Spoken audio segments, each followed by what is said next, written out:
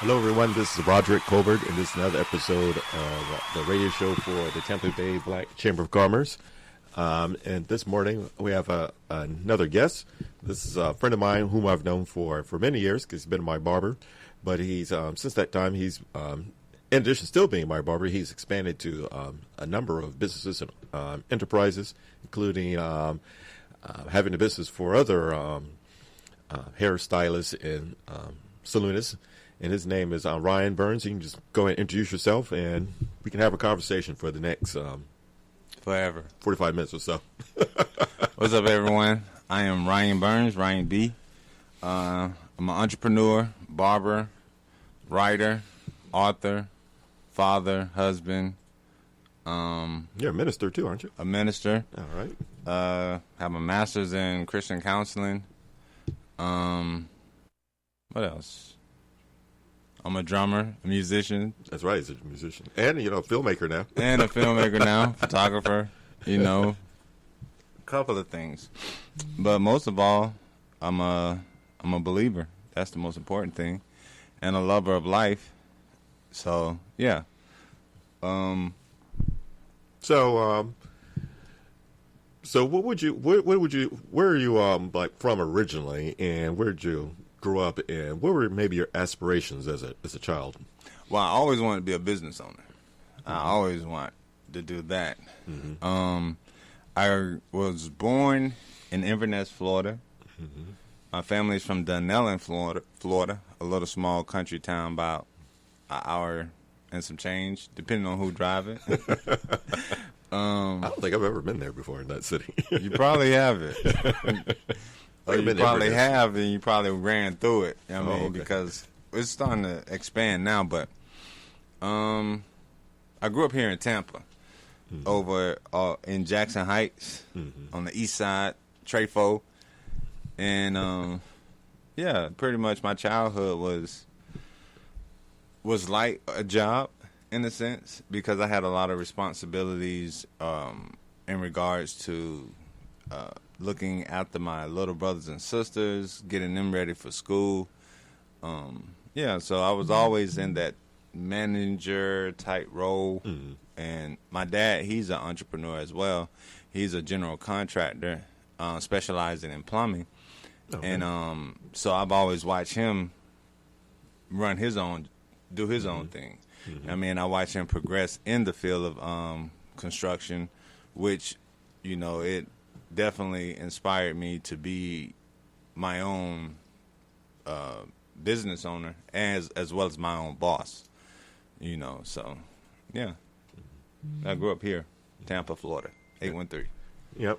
I think lots of times people overlook that fact that, in the South, the African American history is one of really of entrepreneurs. If you even think of going back to days of sharecroppers. Yeah. I know my mother's aunt had a grocery store in Tuskegee, Alabama. We were just amazed that she had this wonderful store, Wow. And it's but to speak to the life of that, I know when you came by the shop the other day, I was sharing with you about how I'm checking out Thomas Sowell. Mm-hmm. And he alludes to that a lot, especially about the South. And I've been looking at a couple other documentaries in relation to the South and the entrepreneurial spirit of African Americans and those who were brought to the United States via slavery, and how after the Emancipation Proclamation, a lot of them were thriving because they had to take on the nature of using a survival nature or tapping into that survival mode. They were able to adapt in this new environment, and along with that, it challenged them to create businesses that were thriving during that time period. So, yeah. Although I remember our mother used to tell us her grandmother used to make them have to pick cotton. Oh, I said, wow. well, I don't know if we won't be those type of entrepreneurs. Well, yeah. It develops. One thing I've learned about the whole working young, it develops a level of fortitude. Yeah, definitely character. Yeah, and character. You know what I mean? It fortifies you because, I never had to pick cotton, but I did work in the watermelon fields back in my hometown in Dunellen, Florida. during the summer. But we wanted to do that. We weren't forced. Well, I wanted to do it. You know what I'm saying? You wanted to work in the watermelon field? I don't think I've ever seen a watermelon field. Yeah, it was interesting. Very interesting. Sounds like a place I would love. Yeah. I mean, we worked the docks. And Okay. I hate to say it, hate to say it, but the way it was set up, the locals, and there were travel workers too, migrant workers. And the majority of the migrant workers that didn't have their papers worked in the field, actually going out and cutting the watermelons from the vines. I mean, from getting them out of the ground and throwing them on the truck. And when the trucks would come into the dock, we would load them on the trucks, onto the semi-trucks. And so that was what I was doing. That's the closest thing I can equate to working in a cotton field, was working in a watermelon field, because it was hot. But we got paid lovely. You know what I mean? We was making $50 to $100 a day at the age of 15. Oh, okay. You know what I'm saying? So I'm talking about cash money, not waiting until the end of the week. You know what I mean?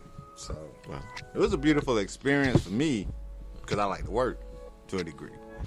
You know what I mean? But now I'm trying to work. My goal is I'm not trying. My goal now is to work smarter, not harder. Mm-hmm. Now, what about making that whole transition, though, into something where being self-employed is more of a career? So, okay, to give you a little bit more backstory about my life, I dropped out of high school at the age of 16. And during that time period, I still worked. You know what I mean? And the reason for me not going to school during that time period was because I wanted to make money. Mm-hmm. We were staying with my mom at the time, and what kind of initiated that was a drug addict broke into our house and stole our school clothes. I don't know why, but took all our school clothes. And I ain't had no school clothes. That's high school. You know what I mean? So I wasn't trying to go to high school. I wasn't trying to go to school and be picked on, you know what I mean, for wearing the same thing every day. Yep. And my mom at the time, she was just making enough to pay the bills. So I was like, bump this. I'm going to work. So I started working at the labor pool. And from 16 to about 20, to a degree, yeah. Mm-hmm. And, of course, doing other extracurricular activities from an entrepreneur perspective, but they may not have been legal. Oh. You know what I'm saying? So I always had a level of entrepreneurship in whatever way I could possibly earn money. And then, but what actually initiated being a legit career and what transforming that entrepreneurial nature from illegal to legal was looking at my talents, looking at my gifts. Like I said, I write spoken word, I rap. And so a friend of mine during that time period also was looking to start a record company. A couple of friends of mine were looking to start a record company. So I started endeavoring, looking at turning my gift into a income generating, a revenue stream. Of course, we didn't have social media and all the platforms. If you, back then, if you had a mixtape, you was out on the street hustling it. Yeah. You know what I mean? You didn't have SoundCloud and Facebook and YouTube. YouTube was probably just beginning, but either way it goes. Was MySpace around then? No, MySpace wasn't around then. Oh, okay. So yeah, no, YouTube wasn't around. So this was like pre-internet explosion. So, just trying to figure it out that way, and then still dabbling in extracurricular activities to generate income that was not legal. But, what really solidified it was when I turned 23. My dad called me and he was like, son, you getting older. You need to do something with your life. I know you like the music thing, but you need to do something. And so he was like, why don't you go to school to cut hair? And I thought about it.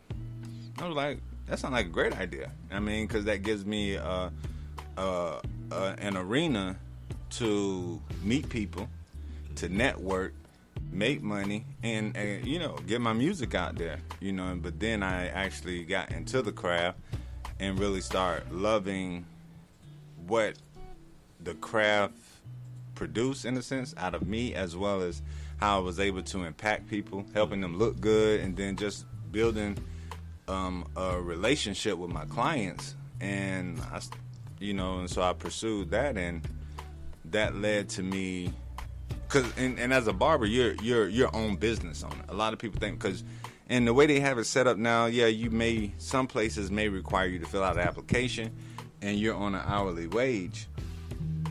But at the same time, it's one of those things whereas if you still manage yourself. I mean, so most barbers, if you're paying booth rent, you're your own independent contractor. I mean, there's a protocol that the shop may have you work by, but at the end of the day, you're your own business. And so that's how I kind of transitioned into the career of being an entrepreneur. From that perspective is, working as a barber. And then after working in the shop, I was like, man, I need my own space. You grow up after a while. You know what I'm saying? Yeah. And I just, me and the owner, there was no discrepancies. Well, there were discrepancies, but it wasn't nothing that we didn't work out. And it was just time. It wasn't that their business model was bad or anything of that nature. It was just time for me to transition into my own space. That's my father always used to say, you have to move up and move on. Yeah. You know what I mean? And oftentimes, and that's the thing about being a professional, being an entrepreneur, or being a business owner, or just being, period, is knowing when it's time to transition. And oftentimes, because our school system doesn't teach us how to make successful transitions without being tested and all these others, but just general, when it's time to move on to the next phase in life, you need to be prepared and you need to know how to recognize that. And so, it was just time for me to move on. And so that's when I founded a Cut Above Barber and Beauty in 2011. And also the same year, the same week, I was transitioning out of the shop, I got married. So it was like two things going on at once. Planning a wedding and transitioning all my clients to a new space. You know what I'm saying? Which was a unique task in itself, because I was working in one area over off of 40th in close to Bush, but where I was going to was New Tampa. So one of the major concerns within that transition was not knowing who would follow me, who would not, and what would be what, on top of having to pay for my own space. It was just uniquely different.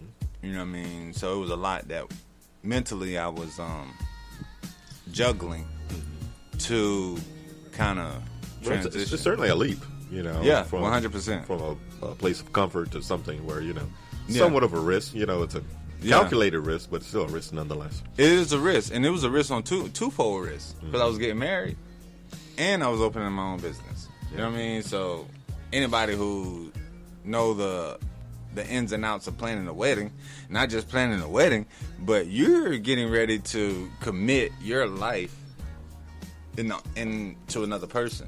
Like, it's a totally different. It's different from dating. I mean, it's completely different from dating.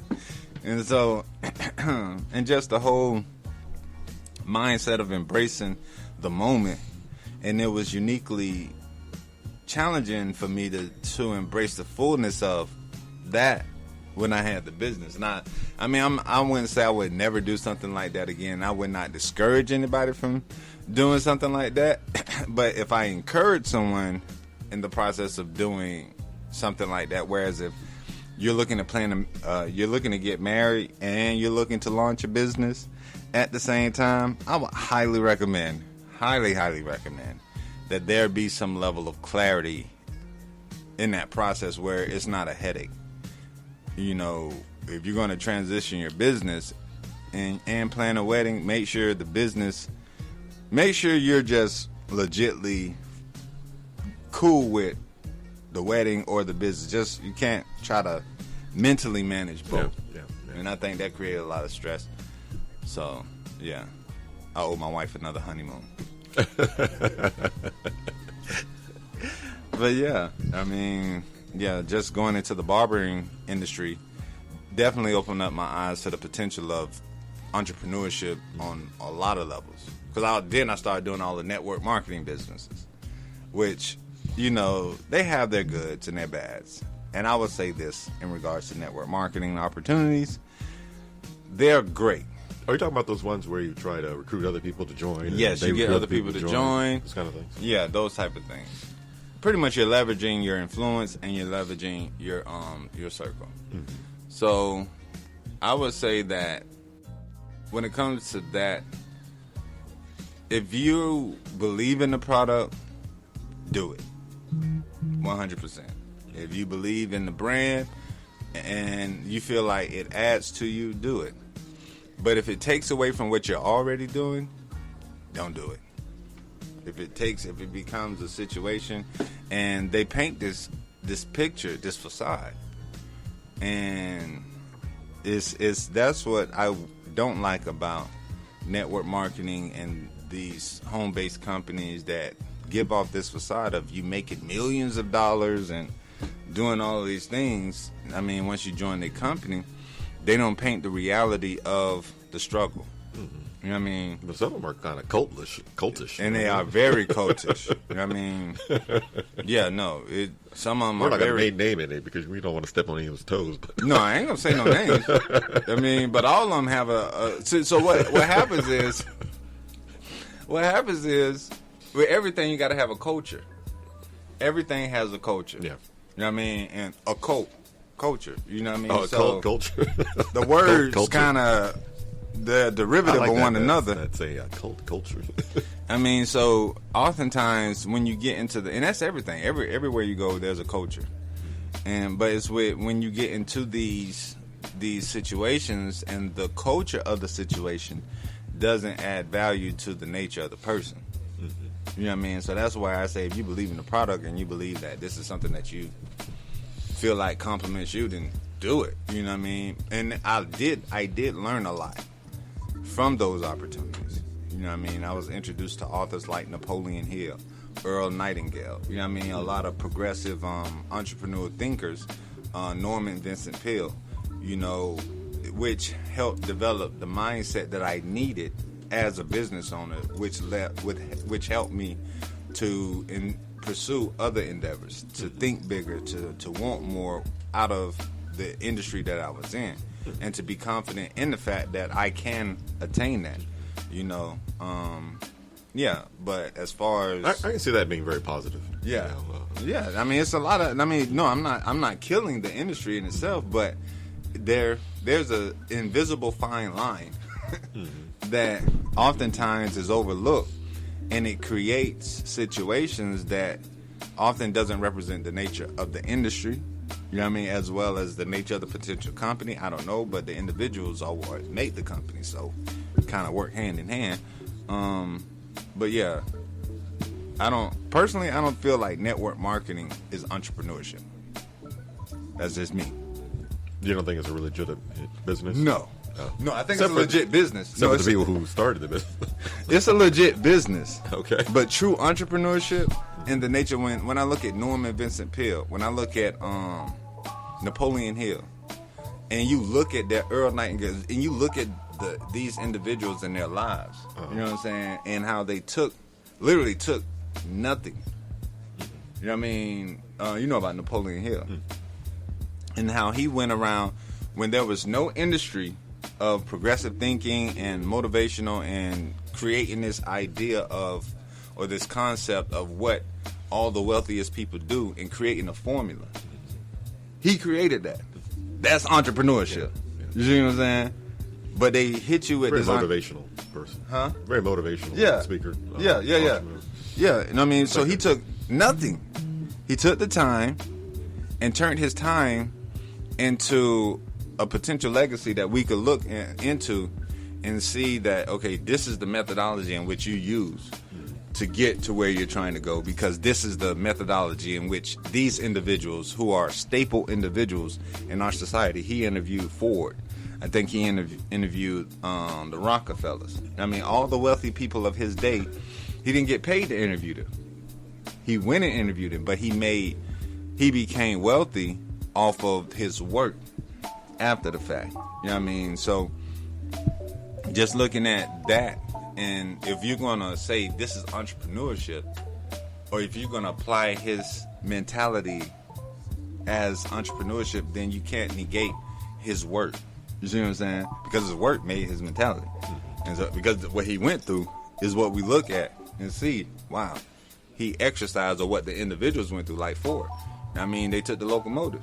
I mean, you weren't joining a company. Ford didn't join a company. They probably already had money. But bottom line is, when you look at entrepreneurship and what they call entrepreneurship, network marketing is not entrepreneurship. Personally, to me, I don't say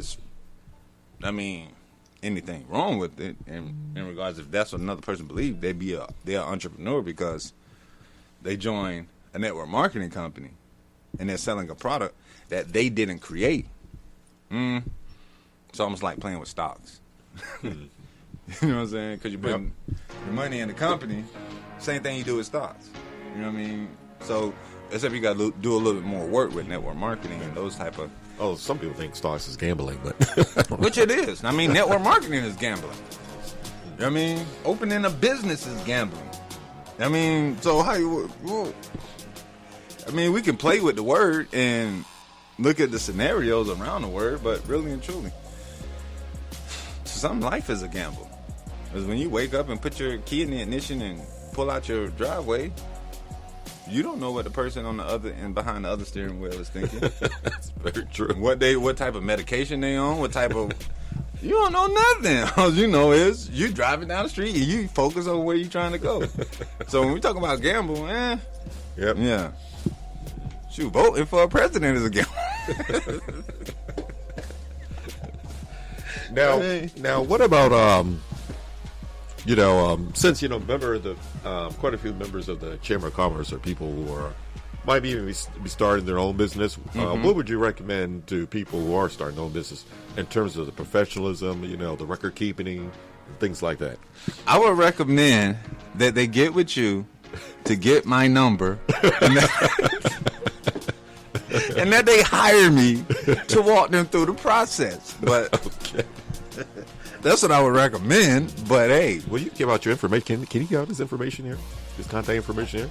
Okay, so you can give out your own. Okay, yeah. Well, I'm just trying. I was going to give you a finder's fee, but hey. Oh, okay. Well, I'll take it anyway. Because I like looking out for you, Roger. And I mean, Roger, you definitely have helped me in a lot of ways. So I mean, I have no problem with sharing the wealth.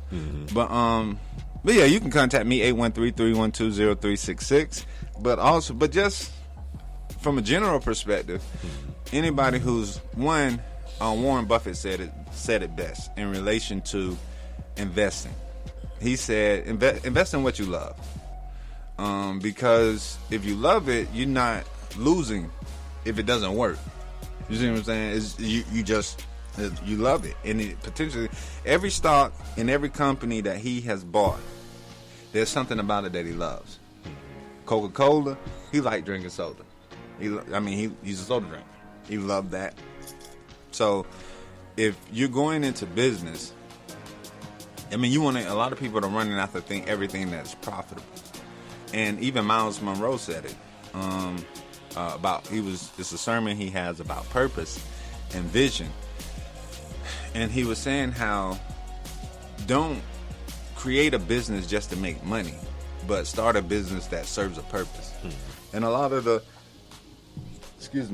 other authors illuminate to that as well when it comes to creating an avenue or income generating stream. Find a need, and you meet that need, the money will come. And so I would highly recommend, even if you already have a business, find out what it is. I'm giving this for free, but this is very valuable. So hope you have your pen and paper ready. Yeah.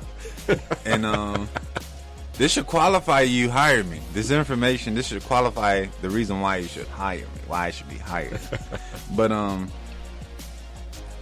find out what it is about your niche career or whatever field you're in, or you're launching a business in, that needs to be changed. Or what is lacking.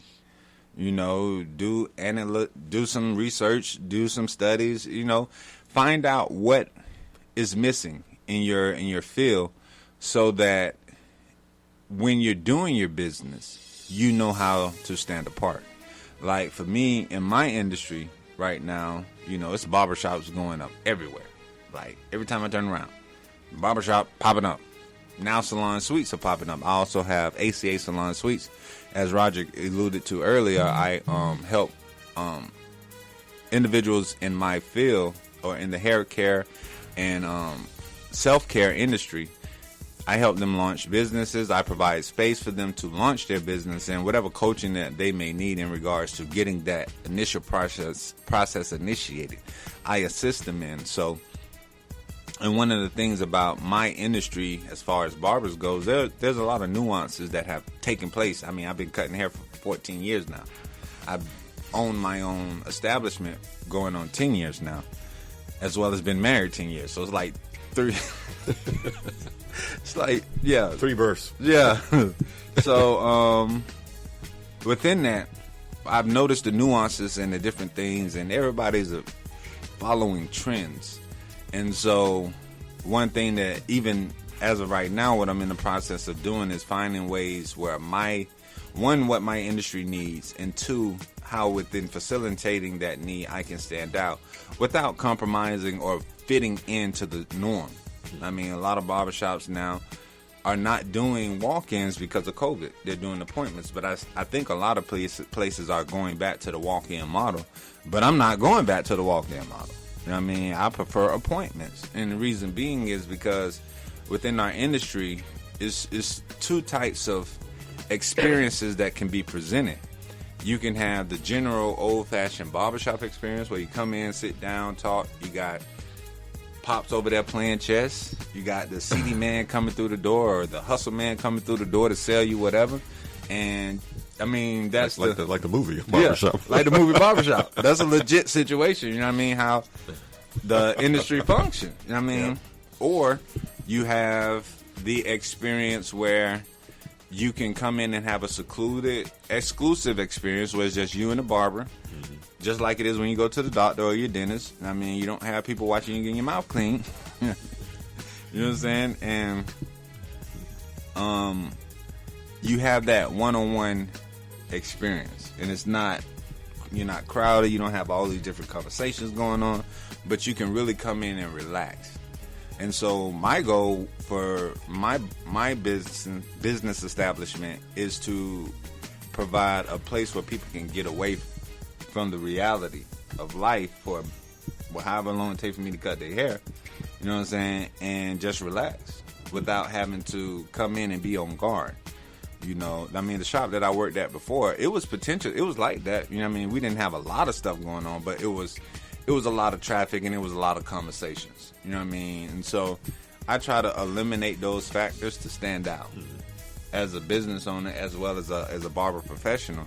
Because I want my clients, to know that when they come to my space, they can really come and just relax. You know what I mean? If they don't want to talk, you ain't got to talk. You see what I'm saying? They just want to get their hair cut. They just want to get their hair cut. You know what I mean? And as a barber, I try not to be on the phone. I try not to do too much extracurricular stuff that impedes on them coming and getting a service.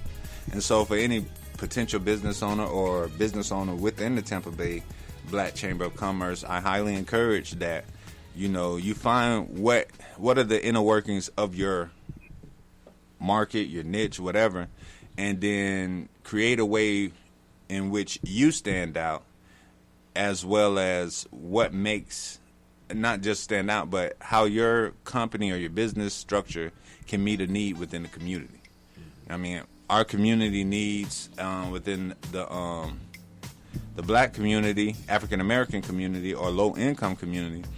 From a barbershop perspective, it needs establishments that are not hood places. You know what I mean? It needs places that our people can see, and all people, not just Black people, but anybody that comes up in a low income area, they need to see a level of excellence and experience that so that they can know how to desire more than what is in their immediate environment. And so, yeah, I would highly encourage anyone who is a part of the Black Chamber of Commerce just to find out how your business can stand out. I mean, so that you can not be different, or you can be just like everything else. I mean, because yeah, you can, but you're gonna make money either way it goes if you want to make money. You know what I'm saying? So that's the goal. Yeah, you have a business. But see, oftentimes it's everybody's goal. Everybody want to make money, but everybody don't want to do the work within self that it takes to make money. And this concept of making money is very broad. You know what I mean? Because we have this idea of work 8 hours a day, get excuse me, get paid, and then that's how you make money. But most people don't understand the mentality behind making money, behind endeavoring to discipline your own train of thought so that you don't work against yourself in the process of working for yourself. So, that's why I would definitely highly encourage for anybody who's in the chamber, anybody who's listening, but more importantly, within the Tampa Bay Black Chamber of Commerce, just make sure you, love what you do, and you can create a niche within what you do. Now, in a field like yours, that's where there's a lot of different competitors. Some people might use the word oversaturated, but it's oversaturated. It's oversaturated, where it can be difficult to differentiate yourself. But I remember we have a mutual friend that said that he found you, and he even took a picture and said, "Hey, Roderick, I'm here with a guy." He said, shoot." Yeah. How do you how does you or market yourself, or how would you recommend someone else market themselves so that they are easier to find or something like that? Depending on what you want. I like to think of like Burns Steakhouse. Okay. Familiar with Burns Steakhouse? You don't see no commercials about Burns Steakhouse. Okay. None whatsoever. I mean, you don't see no commercials. I've never seen a commercial. I have never seen. They say they had commercials for Burns Steakhouse. Yeah. I don't ever remember them having a Burns Steakhouse commercial. But you know about it. If you live in Tampa long enough, you know about Burns Steakhouse. You know what I'm saying? And you know that you're not just going there and getting a $9.99 special. I don't even think you can get a drink for $9.99 at Burns Steakhouse. I don't know. I've never been there. You know what I mean? I don't think you can get in the door for $9. Yeah, that's what I'm saying. But they don't do any marketing, any advertising. So I say that to say this. I've heard their desserts can be affordable, but I don't know. Yeah, and they have a whole separate room for the desserts. Yeah. You know what I mean? Temperature controlled. Yeah, like a I legit. Well, like I used to live near there, but I don't even know. But I'm just saying, so for marketing, when it comes down to marketing, for them, their business model and their product is their marketing, as well as, just on their business model alone, it's an exclusive spot. I've never been, but I know about it because of word of mouth. And the essential nature of word of mouth always is going to position people's mindset to either want to or not want to. But it works, and it has consistently worked.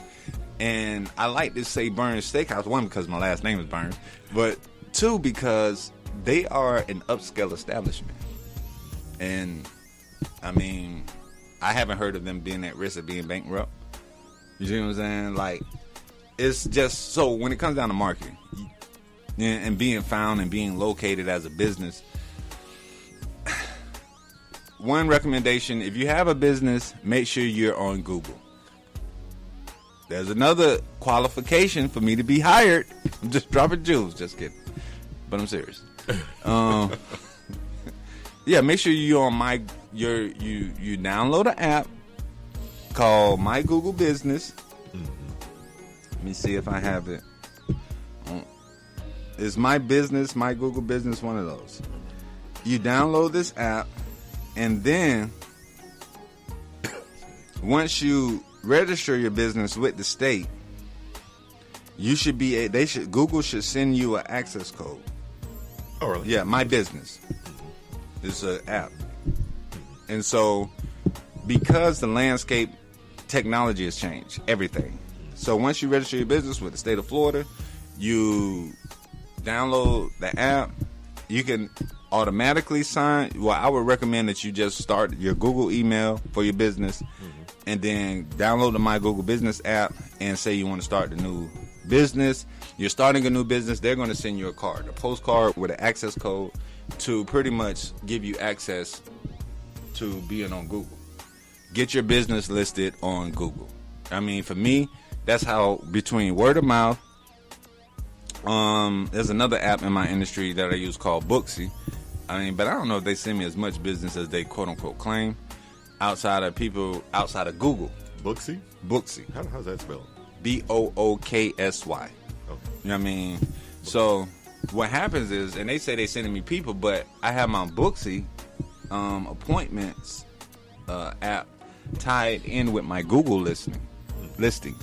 So therefore, when people go to Google and want to book an appointment with me, it's going to redirect them to my Booksy. And so Booksy trying to say, hey, we're sending you people. I'm like, no, you're not. Oh. It's Google.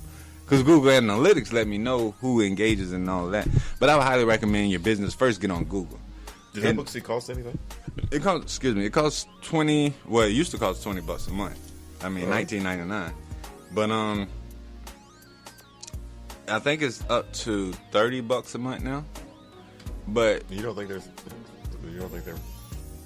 giving you any business? I think they're giving me some. Oh, okay. But I use it for appointment setting, and I mean, it helps me kind of manage my business. Oh, so it is good to have. Yeah. No, it's good. It's good to have for barbers. It's just what they try to when they try to impose that they're sending me clients and they don't have any data to show proof. Oh, I see. You see what I'm saying? And on top of that, they trying to say that clients that I've been serving, like people that find me on Booksy, are people that 9 times out of 10 I've been servicing. Oh. You know what I'm saying? So you're not sending me new clients. These are people that I already know. They just ain't have my number saved in the phone, and now they found me on Booksy and they want to book an appointment. But you didn't send me a new client. But yeah, I would highly recommend that businesses get on Google, however you can, and then make sure your business listing. One of the things I did was to be recognized and to get more engagement on Google. When I launched my business, I was the only barbershop in the area during that time period. Then I think there was another hair salon, 2 other hair salons, but I was the only male barbershop, like they just focus on hair cutting at the time. So I got on the app, and once I got on the app, one thing I noticed is that they had certain hours. So to kind of stand out, I would make my hours longer than the other ones. So at least people would see me, you know what I mean, and then want to engage me from there, whether if I was open or not. Yeah. Just kind of, you know what I mean? Yeah. Finessing it a little bit. Yeah, so sometimes some people, some guys, something might come up and their hair might look bad. They might think, where can I go get my hair cut? And they might go on Google, who's the closest barber? Yeah. Especially if you got a date. Yeah, 100%. That always happens. 100%. 100%. Or you got something that came up, or you just realized you need to be somewhere and you need a haircut, or you just got a job interview in the morning. And so most of the barbershops, the way Google works is they show what's the closest thing to you and then what's open 9 times out of 10. So within the radius, I was popping up, 1, as the closest thing, and then 2, my hours would show that I'm open. And so that would get engagement. And then in the initial stages of me launching the business, I was working crazy hours because I wanted to make sure I could pay my rent. You know what I mean? So I would highly recommend you gotta. There's a saying, you gotta do what others won't do today to have the success others won't have tomorrow. Yeah. So you have to offer value. Yeah, and so that was my goal, is create that level of value, and it worked. You know what I mean? Because initially I was putting out flyers, I was doing door hangers, I was doing all types of stuff. You know what I mean? To advertise, I was going on USF campus, I was setting up on campus cutting. You know what I mean? I was doing. I think that's actually how we first met. You used to come on USF campus. Yeah. When I used to be on USF campus a lot. Yeah. So I was doing what others wouldn't do to have the success others won't have. I mean, just for me, not to say they couldn't have success. I'm just saying for me, during that time period, I had to think outside the box to get the level of traffic I need to sustain my viability as a business. And so yeah, any business, if you're marketing, with algorithms now on Facebook as well as Google AdWords, and making sure, I forgot the other term, just making sure you're noticeable in your listing, and within that you can you'll generate traffic. People will find you. You know what I mean? But Google the most, and Yelp is another good one, but they charge. And I didn't know that. Yelp charges. Yeah, Yelp charges. But they supposedly have a great success rate. I haven't tried them yet. You know what I mean? I know they're good for their reviews. Yeah. I know a lot of people like going to their reviews for things.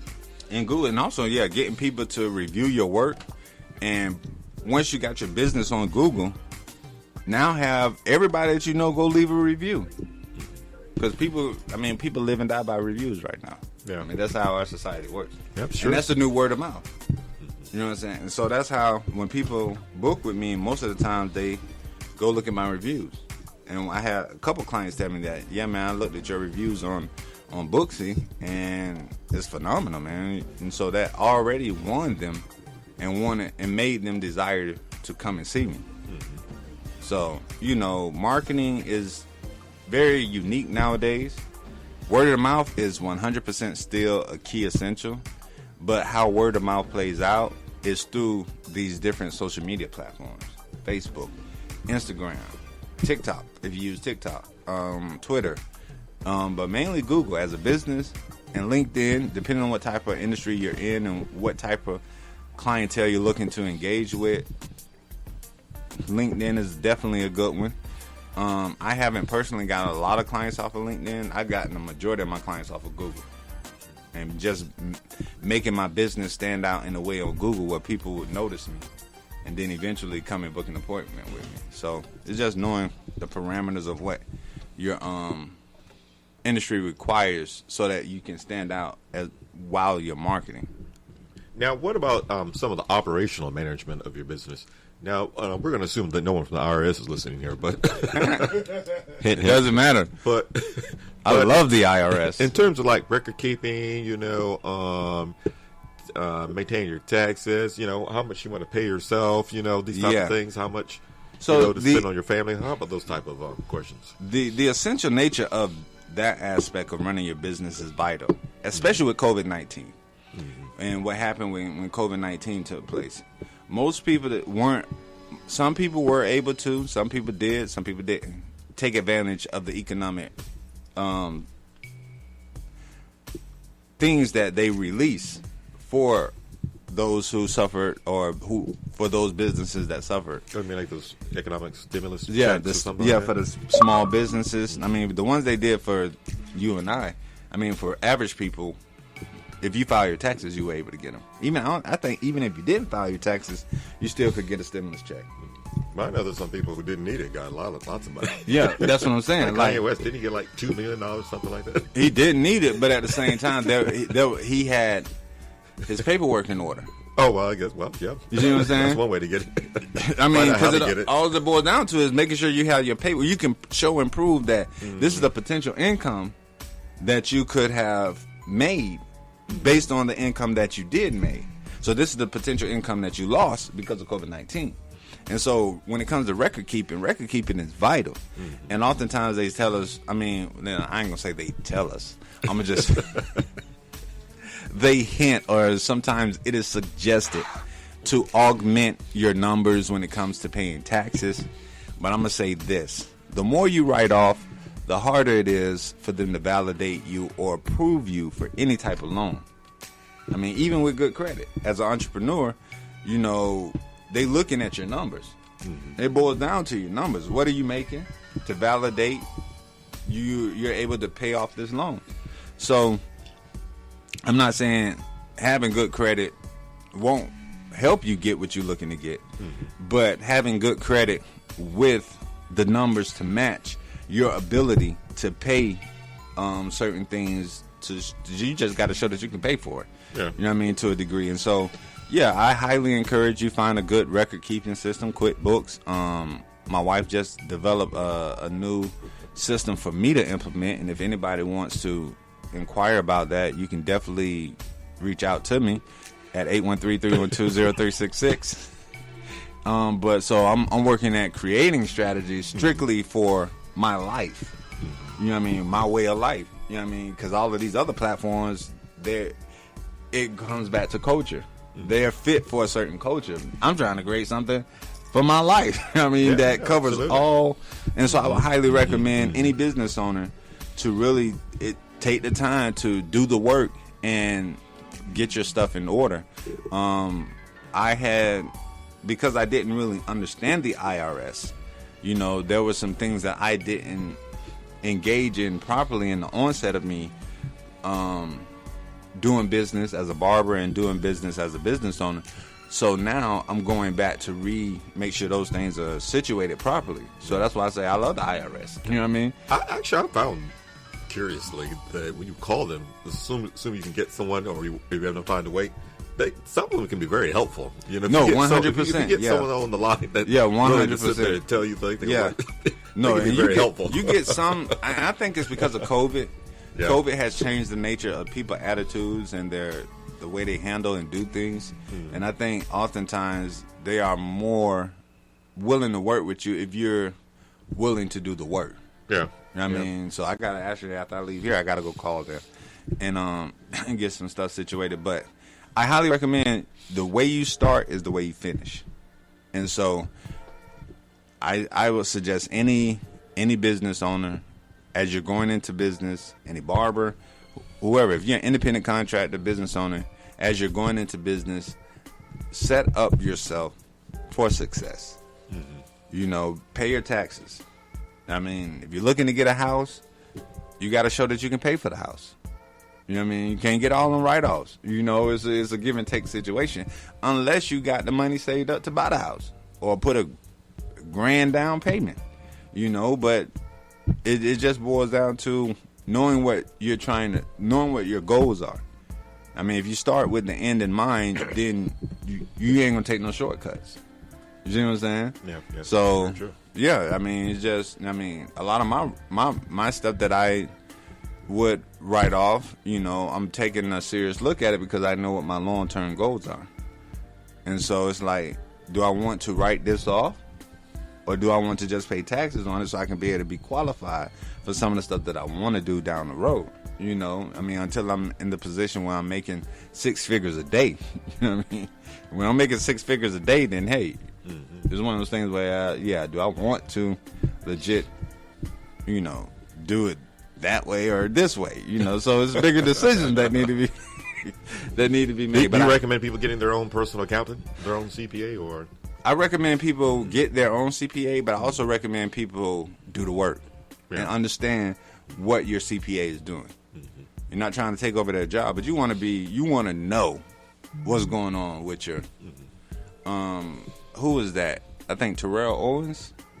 He was a football player, but he had some issues with his people that was managing his money, and he thought he had more money than he did, and then come to find out, he realized that people were just getting him.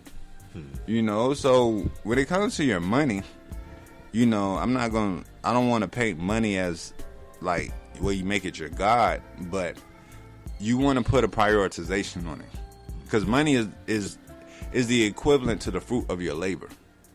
And so you don't want to be wasteful with that which you labor over attaining. I mean, even if you making $10 an hour and you're getting paid for 40 hours a week, that's $400 a week. You know what I mean? Once you pay your rent, you don't want to just go and ball out. You know what I mean? You want to kind of, and that's what I didn't. These are these things that I'm saying is the things that I've learned. You know what I mean? That, hey, you want to be wise with whatever God give you, be wise with stewarding over it in a fashion whereas if you're not just wasteful.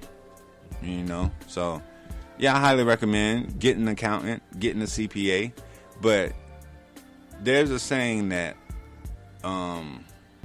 when the student is ready, the teacher will come. When the student is really ready, the teacher will disappear. Because now the student becomes the teacher. Yeah. You see what I'm saying? So it's one of those things where you want to have people that help you, and you want to have people that do stuff for you. Like, I want a lawyer if I need a lawyer because he's proficient in that field or whatever it is. But at the end of the day, I want to understand what he is doing on my behalf.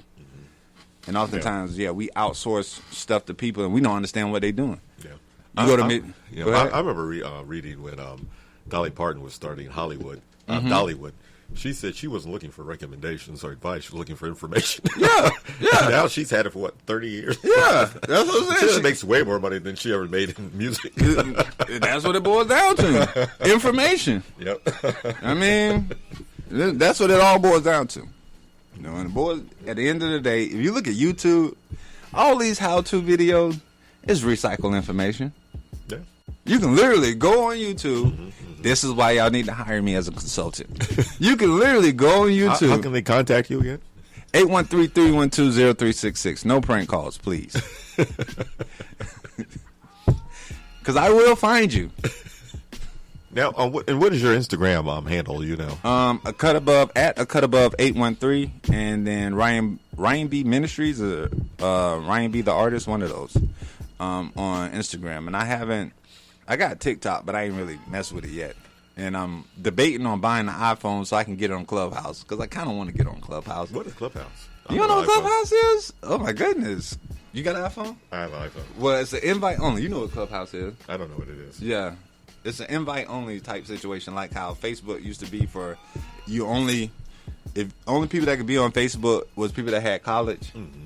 I mean, that had a college email. I mean, Clubhouse is pretty much if you have an iPhone and somebody invites you, and it's like an open platform where the people get into these rooms and have conversations, and you can literally have conversations with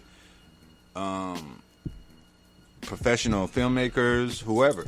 It's just an open platform for people to talk. And it's open, yeah. So maybe you can talk to somebody. Somebody you know on Clubhouse. I'm sure it's someone I know. Somebody you know is on Clubhouse. So maybe you can get on Clubhouse. Well, I've joined every social media since that's ever existed. So that's my next one. I think you'll do good on Clubhouse, to be honest. I mean, I think you will find it very useful, as well as I think it will add to your business model. But what was I about to say? You had asked me a question in regards to recycle information. Yeah. How nowadays, and I was qualifying why I should be hired. How nowadays you can literally go on YouTube, watch a video, take the same information that you got. Recycle information. Got from the video. That's why I call it YouTube University. Yeah, you know what I mean? Facts. 100%. 100%. Yeah, very you true. can literally go on there, watch a video on how to build a house, and you ain't never built a house. And you can build a house. You can build a house, and not only that, you can create your own video before you even build your house, based off of the information that you just watched and got from that video, and get views. And that's how you know now you're a YouTuber, you're getting paid, and all it is you sat down, took notes, and bam. So it's I mean, yeah, it's information. It's all about information. Yep. Yeah, it's all about information. So you just got to know how to apply it and what ways to utilize in ways that it would benefit you in the long run. Yeah, I mean, that requires some skills in how to I don't know if the word I'm looking for monetize, but have a very enterprising mind. That's it. Monetization. How to make money. Monetizing is the word. That is it. I mean, you got to know how to monetize your time. I mean, we monetize our time all the time. I mean, we go and clock in on the job. Yeah.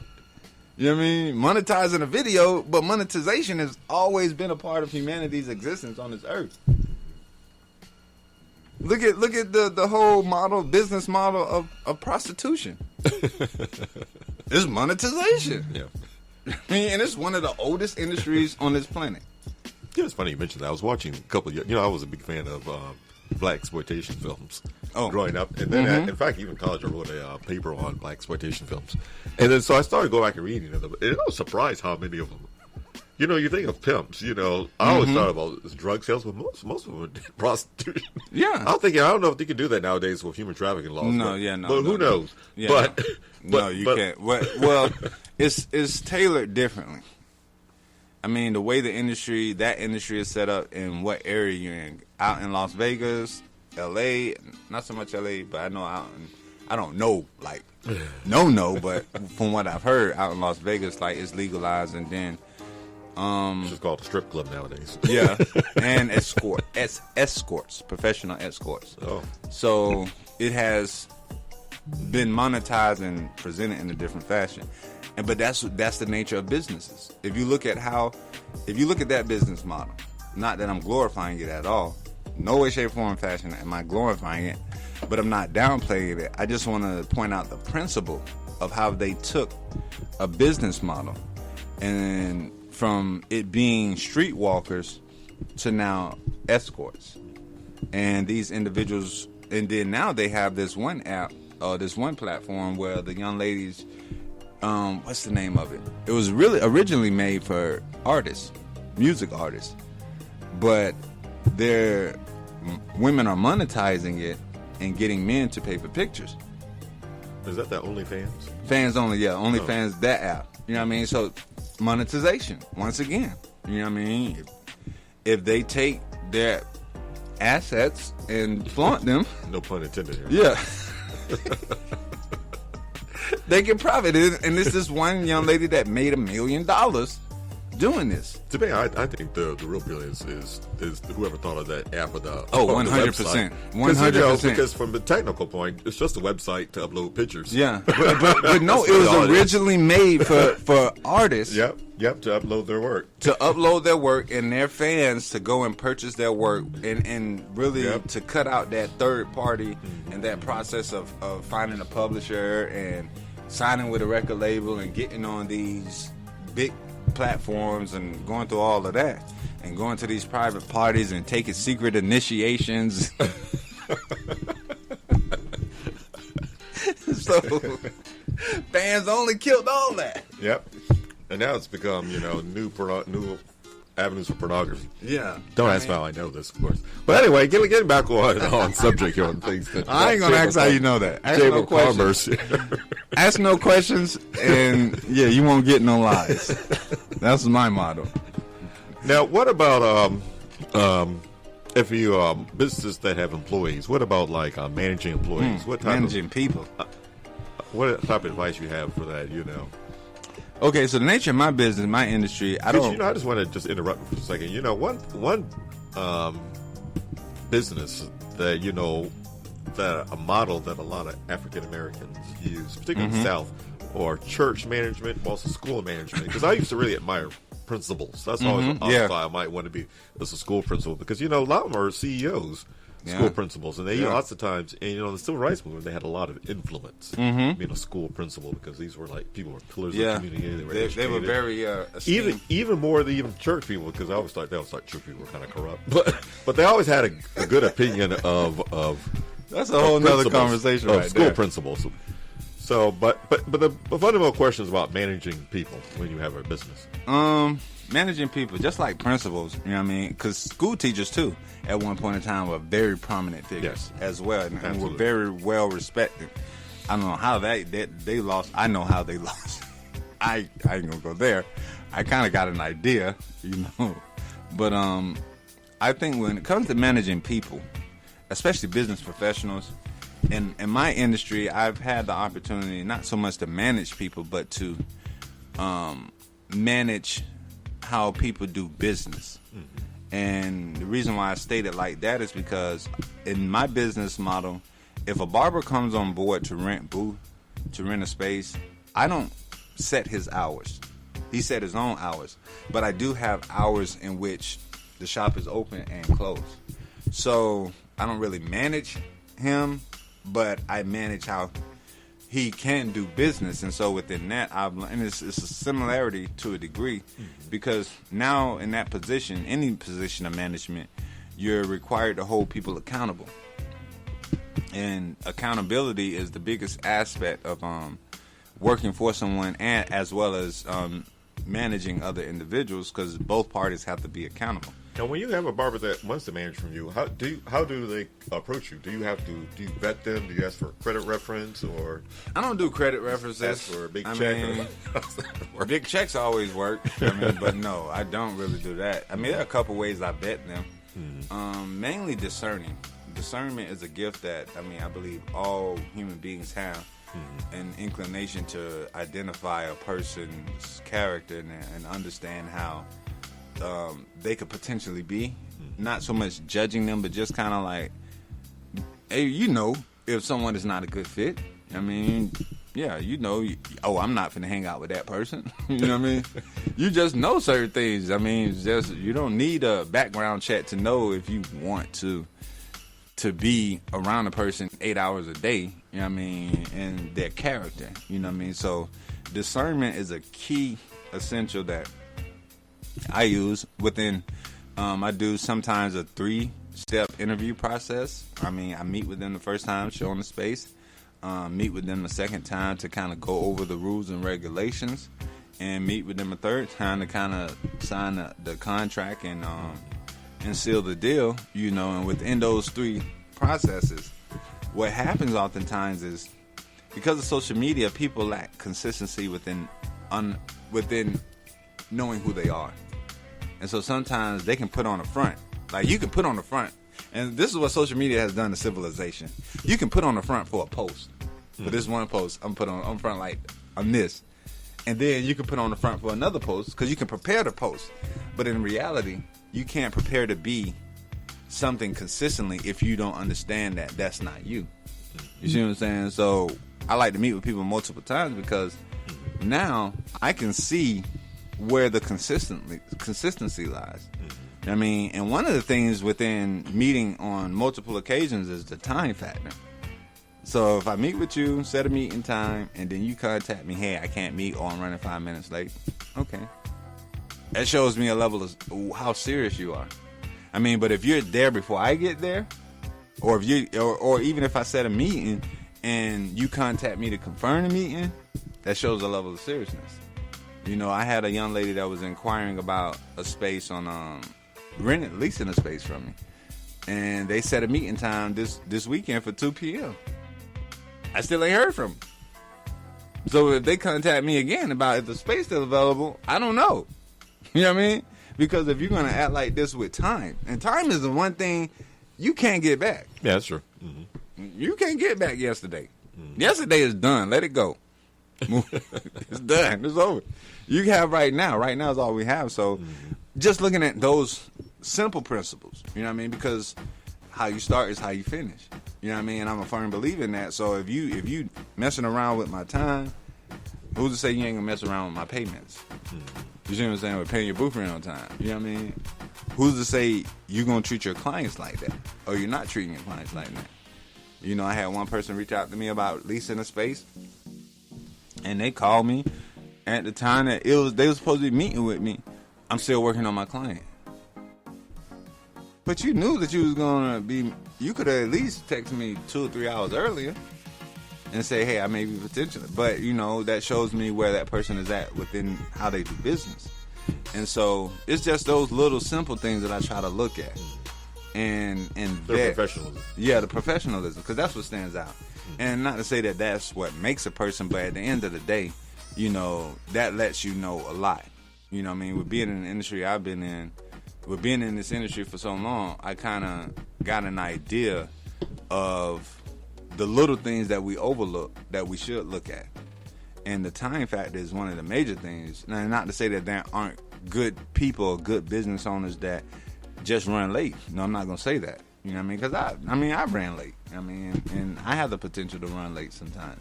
But it's the prioritization aspect. Do you prioritize you leasing this space as a potential of you being the next guru in your industry, and do you prioritize it enough to be on time? Just to see it. I mean, it's the little things. So I try to look at, I bet those little things, and then I don't do a credit check because stuff happens. You know what I mean? I don't do a background check because background checks don't mean that that's how that person is now. There's a background. Back in the back of you, behind you. You know what I mean? So it's not to say that they still aren't like that. You know what I mean? Oftentimes, most of the people that do the most harm never been in trouble. I mean, oftentimes those who have been in trouble had enough money to pay to get out of trouble. So there's ways that stuff may not show in your background, but it's ways that you can't hide your character. You can front, but a true person that's looking to discern the nature of your character, you can't hide that. And the reason why you can't hide it is because that person who is discerning you is real with themselves.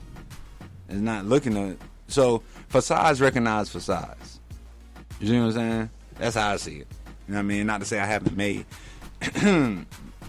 accurate decisions all the time, but I've been on numerous occasions I've been right. And so my vetting process is not the normal process. I want to see applications. I want to have some information on you. But the background checks, the credit check, all of that, I mean, it's tearing up people's credit. You know what I'm saying? Why protect your credit just to find out that, I mean, you may have had a whirlwind situation take place. Somebody, you let one of your cousins or you let, a significant other get on your credit.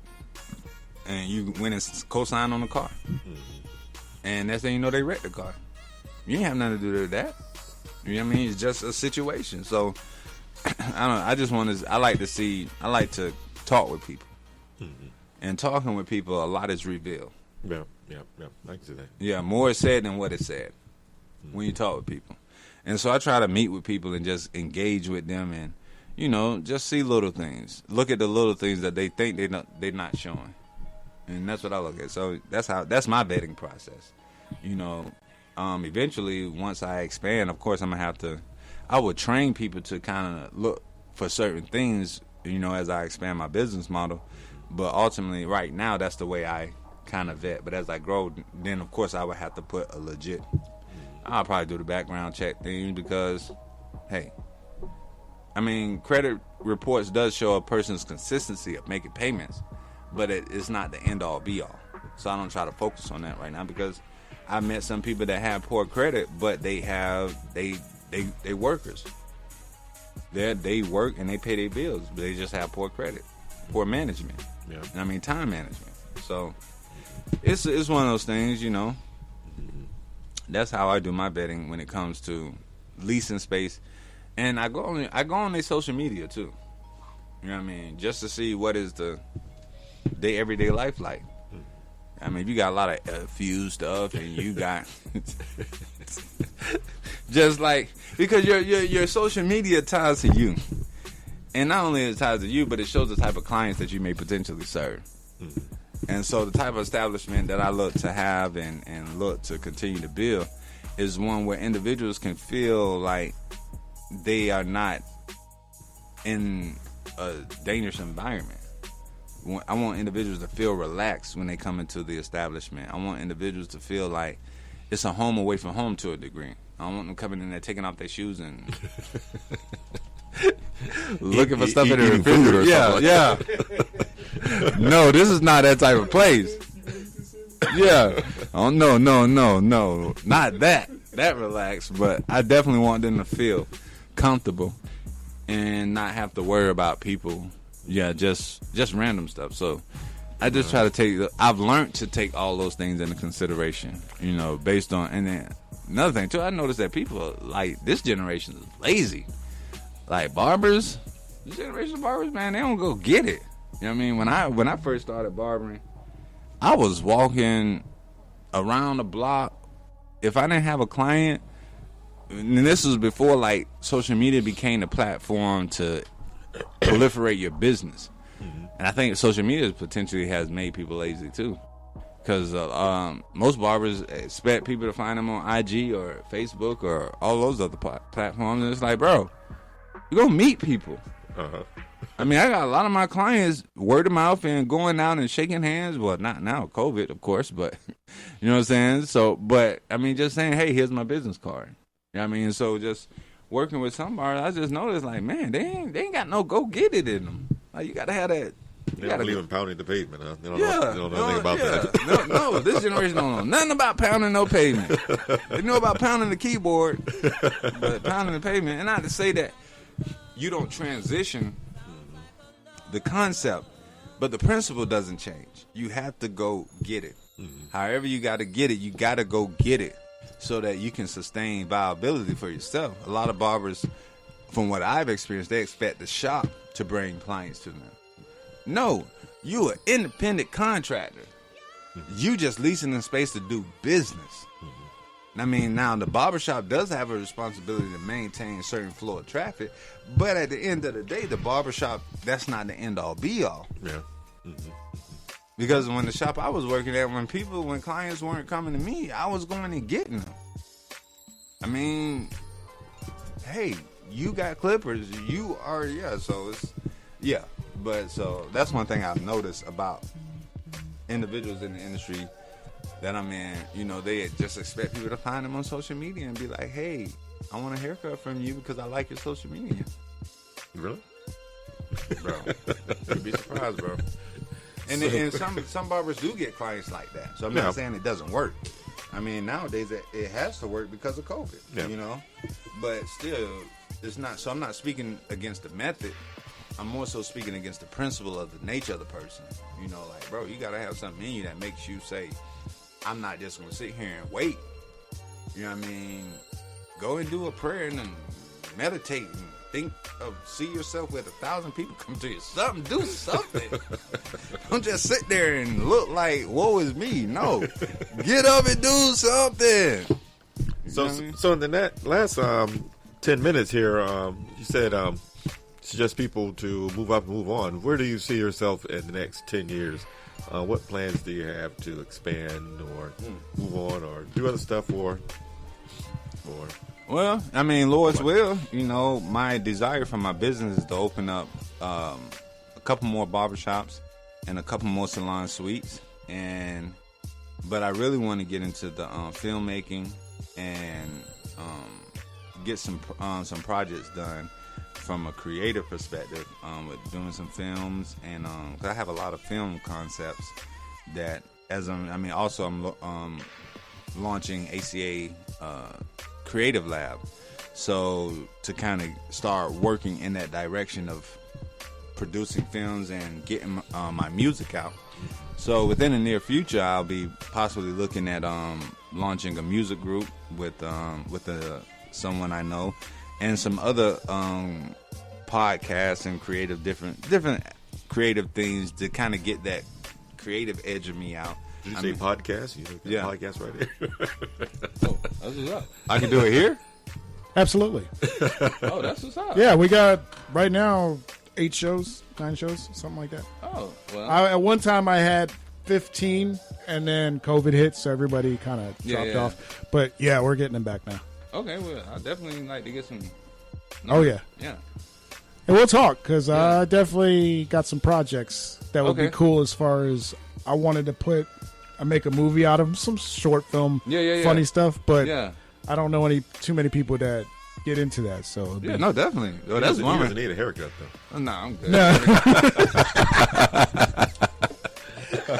That's what's up. Hey, I mean, but yeah, no, definitely. Yeah, definitely. See, Roderick is the man. Roderick know everybody. Oh yeah, he's a connector. That's his name from now on. Yeah, he knows. he knew my boy Gino. And I was like, oh. Yeah. And Ryan Justice. And Ryan Justice. Yeah, that's right. Gino, I knew. The Ryan Justice, I didn't think you would know him. Yeah. Roderick. Matter of fact, Ryan Justice shot Gino's first video with me. That was cool. Yeah. Roger is going to end up becoming a Tampa staple. Watch. Watch. He's going to be the go-to guy. When people come to the city, they're going to be looking for him. Yeah. I mean, but yeah, no, definitely, bro. So, yeah, next 10 years, I mean, you know, of course, you know, in a more of a, how can I put it, like a mogul role, in a sense, you know. Of course, I mean, engaging a lot more in ministry, doing stuff within my church establishment and things of that nature, as well as for the community, and kind of bridging that gap between business, community, and ministry, and just making it a ecosystem. You know, that's the goal, is to create a certain environment, you know, for those who believe, as well as for those who are looking to develop themselves and grow, in a sense, you know, just by sharing my life experiences, but also becoming that which I say, you know, becoming what I preach. You know what I'm saying? So within the next 10 years, yeah, just becoming the things that I desire to do and be, and that's succeed, you know, and it, whether if it's on a grand scale or not, you know what I mean, long as I get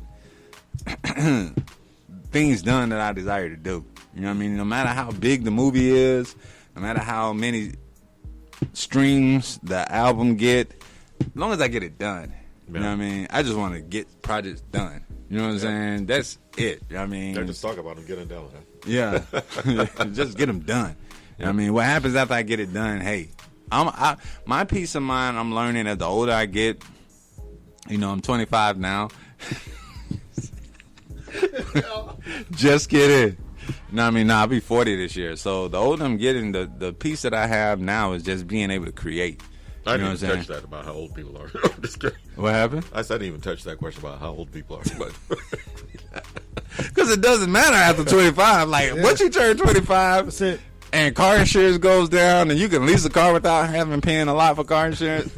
It doesn't matter. You know what I mean? After you're 35. But anyway, yeah, you know but getting back on the subject. Yeah, you know what I mean? For me, 25, I had like a midlife crisis moment at 25. Like, what am I doing with my life? What do I have to show for it? Where is it going? Where is it all going?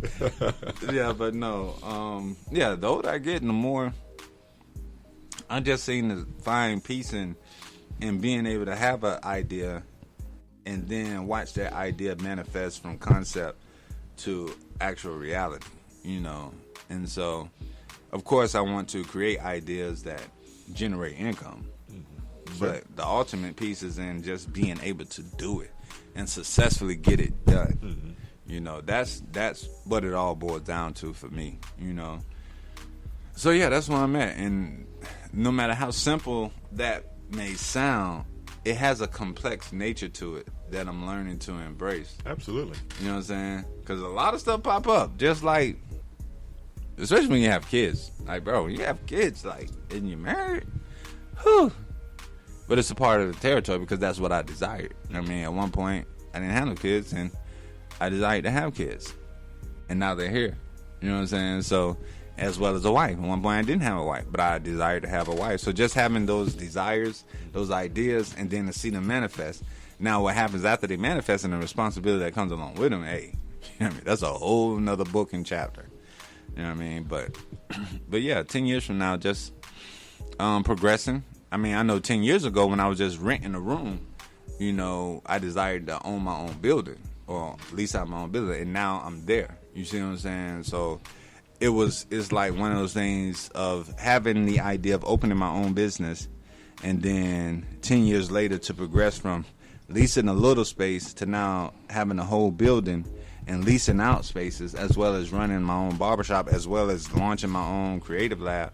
You know, those are things that's like, because even when I was leasing that little space, I was doing that. I mean, I would have my laptop set up making beats, you know what I mean, cutting hair, you know what I mean, just like, but eventually your vision is always bigger than where you are. Yeah. You know what I mean? Absolutely. So, yeah, I've learned to embrace that and go through the process to achieve that which what is to come within the vision that you have. You know, so 10 years from now, you know, I desire to, whatever it is I have now, to be doing 10 times greater, you know. But I definitely want to get into the movie thing. I have so many movie ideas. I be seeing stuff, and I be like, oh, man, that'll make a little dope little short film. Mm-hmm. You know what I'm saying? I know. You know what I'm saying? So it's just like, man, I got to get to it. And now that I have this drive to get to it, it's like everything is coming up that's eating at the time. You know what I'm saying? Like, and then you just start to learn how to make a movie. It's not as easy as it appears. Yeah, no, because it's a lot of intricate details to it. You know what I'm saying? Yep. So, but I just want to see the vision or the idea manifest. Yeah. So yeah, that's the goal, man. Just to touch more lives, impact more people, inspire more people, help more people. You know, through whatever means I can help. All the while, you know, I come into the fullness of my purpose, and that's really at the bottom. At the end of the day, for me, more and more, it's about purpose. What was I purpose to do? What was I created to do? You know, what does my business represent within my purpose? How does it fit in the whole scheme of things, you know, and not being stressed out along the way and not worrying about how this is going to be taken care of, how that is going to be taken care of, but being so confident in my purpose and why I was created that I know that nothing will go lacking, and everything that I desire to manifest will come. So, you know, yeah. But enjoying the moment, you know, not being so stressed out about 10 years from now that I lose focus of right now. Mm-hmm. I mean, because 10 years from now, start right now. You know what I'm saying? This conversation right now just created another opportunity to get one of the ideas. Yeah. You see what I'm saying? Mm-hmm. So if we just take the moment, now, I mean, next thing you know, you'll be calling me, hey, Ryan, I'm going to be in my penthouse downtown. You want to come? Yup. You want to come by? I mean, I got a couple of people coming in. I mean, I got Kamala Harris coming in. She's going to talk about how it was being the first black lady president. You know what I mean? You just never know where things can go. You know what I'm saying? And so, yeah. So just a moment right now. So, yeah. But 10 years from now, yeah, man. I'm good with some of the things I have in place.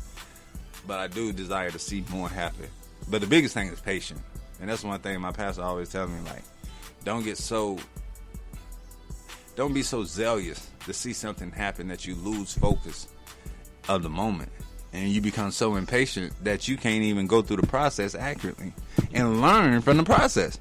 Because the process will teach you how to acclimate to whatever is going on or whatever is going to come. Because that's all the moment is about. The moment of life is about teaching you lessons, little lessons to prepare you for the next lesson. You know what I mean? So, yeah, that's how I'm learning to develop my mentality, not to be so worried and just be focused to the degree whereas if I know what I desire is going to happen, but sticking with the process and engaging in every moment and just enjoying life, man.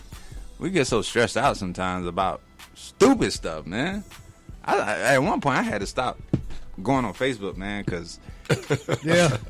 It legit, bro. It'll legit put you in a mindset like ain't nothing good taking place. Like nothing, like especially during this pandemic. Oh my goodness. God bless every soul that transitioned because of COVID and every family that's dealing with a loss of a loved one during this pandemic. You know, my heart goes out to everyone that has encountered some type of situation because of this pandemic. But I had to take a break from Facebook because it was just like every day somebody transitioned, and then people got the nerve to start posting stuff about barbers who were still cutting during the pandemic. And not to say that I was or if I wasn't, but they were sending me stuff about this barber died because he caught COVID during the pandemic. And I'm like, bruh, don't bring that energy to me. Yeah. You know? Thank you. Yeah. I don't want that. But a lot of people have been conditioned throughout life to first thing they think is negative. Yeah, facts. 100%. I was like that forever. No, 100%. And once you get out of that mindset, everything happens. Everything happens, but it's a fight every day to stay out of that mindset. Yeah. Because and recently I've relapsed into that mindset, and it's like, okay, I gotta guard my gates, man. Yeah. I literally gotta guard my gates. That's why, I had to take some time off of social media because it was like, bro, I'm seeing this, I'm seeing that. I'm like, man, what's going on with my mindset? Yeah, and then it sets your tone, and then you're like, like, oh, this is what's going to happen to me because that's what happened to them. No, my fingerprint is different from their fingerprint. You know what I mean? I'm different, and so just even though we're the same in the aspect of being human beings. But we're different in our makeup. We're different in our destiny. Even we may have a lot of similarities, but we're still different. And so, I had to take a break, bro. And I'm learning how to take breaks from like social media and not make it my life. So when it comes to business, from a business perspective, because as a business owner, you have to be on social media to a degree to kind of keep up with the trends, to keep up with what's going on, as well as to make sure your business is noticeable. And you're doing all the necessary things, but at the same time, it has to be a balance. Yeah. Because if you don't have that balance in place as a business owner, you would judge your business according to what other businesses in your field are doing, which may not justify what your process is. I mean, if I looked at because I had a couple of homeboys who have barbershops. Here in Tampa, and at the same time I'm opening up mine. They doing their thing, and then eventually they'll open up theirs, and now they got all these celebrities coming to them, and this, that, and the third, and it's like, dang, I'm not succeeding because I ain't got celebrities. And I had to snap out of that. Like, no, every one of my clients is a potential celebrity. Absolutely. I'm a celebrity. You are very much so a celebrity. You are very well known. I mean, you just ain't got the check to show that you're well known yet. I mean, you may have gotten the check and not told me, but either way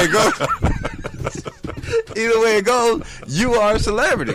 You know what I'm saying? So, and that's the thing. Like, I couldn't get in that mindset of I'm not succeeding because I don't have this football player, or that basketball player, or that celebrity, or social media started coming to me. No. one of the greatest quotes, I think it was Earl Nightingale. He said, success is the progressive realization of a worthy ideal. That's success. The progressive, that's why I said 10 years from now, as long as if I have a thought and it gets completed, that's what matters. Mm-hmm. That's what matters. That's success to me. I had an idea, and the progressive realization, that idea is progressively being realized in reality. Not in some fantasy world or not, I'm gonna, but in reality. And so that's success for me. But yeah, I had the social media, man. It can be a hindrance, you know what I'm saying? And it can be an asset. But you just got to know how to use it, man. So I highly encourage all business owners with the Tampa Bay Black Chamber of Commerce, make sure that when you're utilizing social media, you set time. Like put a timer on it and say, hey, I'm finna go on here for 15 minutes just for extracurricular. Because sometimes it helps to kind of break the cycle of the day and break all the business stuff that you may have going on. You just need that moment to kind of just check out. Yeah. And so you can do a 10, 15 minute check out. And then have a time where from this time to this time, I'm going to be on here for strictly business purposes. Strictly to advertise, strictly to set up appointments, strictly to engage potential clients, whatever you desire to do. But make sure there's a balance. There's another point that validates why I need to be paid. So if y'all want to reach out to me, it just need a coach. Just need a business what's coach. That number again? 813-312-0366. Okay. I mean, so, but yeah. At the end of the day, yeah. I mean, it just boils down to balance. But yeah, 10 years from now, I definitely don't want to be where I am, but I will be okay if that is the will for my life. That falls into my purpose, you know. So it's one of those things where if it's a conversation I have every day, you know, I want peace, but potentially have this situation or have that. It's like one of those ongoing conversations I have, you know. Where do I want to go? Where am I going? What am I doing? What am I being? Why am I doing this? What sense does this make? How is it leading to my ultimate goal? How is it fulfilling my ultimate purpose? You know? So, but yeah. All right. Well, I appreciate you coming in this Monday morning, bringing your son with us, with you. And we can do this again some other time. Yeah. I mean, it doesn't matter to me. You know, I'm here. I live here in Tampa. So you don't have to fly me in. But if anybody listening want to fly me out to where you are and have a conversation, hey, we could do that too. I mean, as long as room and board is paid for.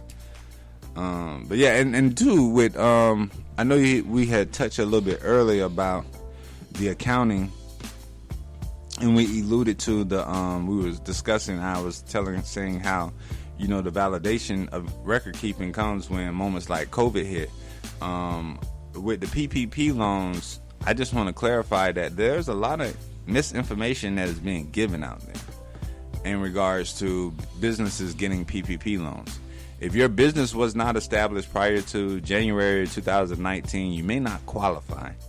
And if somebody tell you that they can get you a PPP loan no matter when you started your business, or just go and start a business and get a PPP loan, you probably can get that money, but guarantee you may be in trouble. We don't want that. They're going to come get it back. Yeah, they're going to come get it back. You know what I mean? So make sure that you validate your source.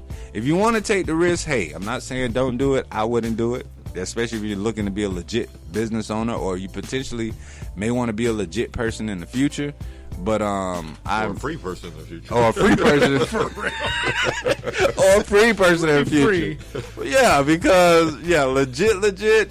I mean, I know some people that have gotten them, and I know some people that could have gotten millions, but they didn't because of the integrity of you know, they wanted to uphold their business in integrity. You know what I mean? And so, yeah, I just want to let people know, hey, don't do it. If you don't meet SBA requirements, you can call the SBA and actually talk with them and find out if you qualify.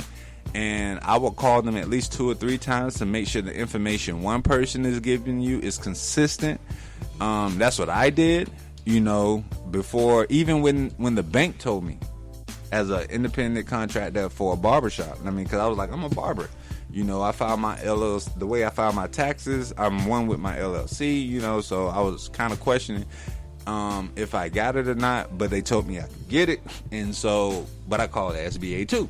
You know what I mean? And spoke with them a couple times before submitting the information. So I highly recommend that.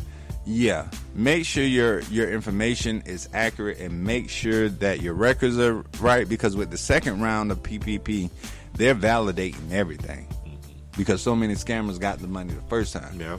You know what I mean? And there's still loopholes that people are getting through with the second round. But I'm telling you, $50,000 to me ain't worth your freedom. I mean, $1 million ain't worth it. And you know they'll come after the people that are getting 50,000 as opposed to the guys that get tens of millions.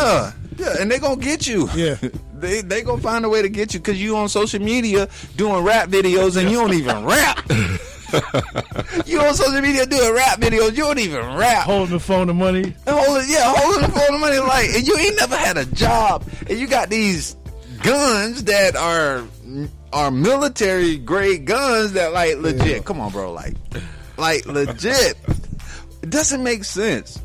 If you do it, go buy a piece of property and put it in your great cousin's name and have them build a house on it.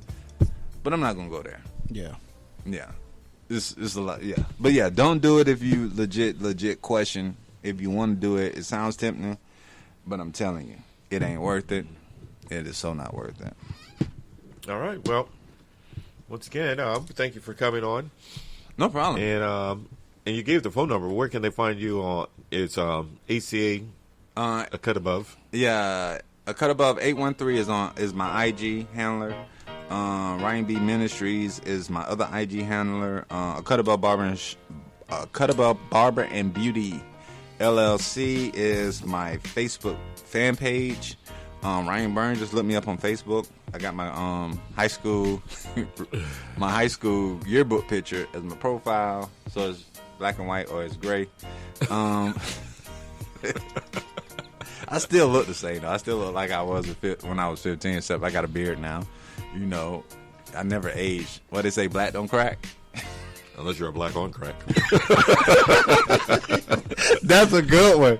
I stole that from Sean Wayans. Oh, that's what's up. No, but I'm going to use that one. That is really good because they be saying that all the time. Like, what you mean black don't crack? You're not a piece of paper or whatever that cracks. Yeah, shout out to the Tampa Bay Black Chamber of Commerce Incorporated for allowing this opportunity for me to come in and just share with you all. I like their vision statement. What it says, learning from the past to create the future. Yeah, that's what's up. So shout out to the Tampa Bay Black Chamber of Commerce. And yeah, you can reach out to me. I done said my number about 50 times. Like I say, don't prank call me. I will find you. I may show up to your house with a whole bunch of mothers from the church. I may pray for you. Alrighty. Well, once again, my name is Roderick Colbert, and I'm here with Sergio from Flow, Ohio. Oh, yeah, shout out to Sergio. Yeah. I see he got his Browns jersey behind him. That's right. I see that. I mean, just don't walk out in public with it on. Oh, man, I love to do it. I love to. I was telling everybody past 2 years, we going to be in the Super Bowl this year. Hey. And was... Yeah, y'all was. I mean, keep hope alive, though. Oh, no. You know what I'm saying? Happen. It's going to happen. I believe it. You know what I'm saying? Especially if y'all get Tom Brady to happen. You know what I mean? Yeah. Tom Brady seemed to be the most powerful NFL player that ever lived. Yeah, for real. They're going to make this man a football god. Watch, I tell you. It's going to be a statue right here in Tampa. Oh, I believe it. 100 feet tall. There's going to be a Tom Brady statue. Right down by Waterworks. Yep. All right. Well, thanks again, and we'll have another show in another 2 weeks.